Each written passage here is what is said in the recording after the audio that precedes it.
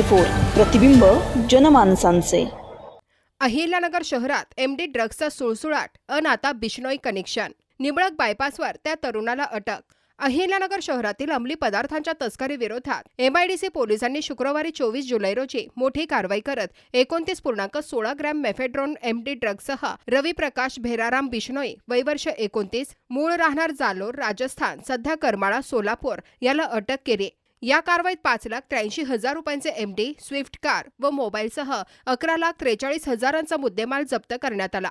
हेमंत थोरात यांच्या मार्गदर्शनाखाली पोलीस उपनिरीक्षक मनोज मोंढे तसेच उमेश शेरकर, सचिन हरदास, सूरज देशमुख आणि अक्षय रोहकले यांच्या पथकाने शुक्रवारी निंबळक बायपासवरील कारवाई दरम्यान ही कारवाई केली।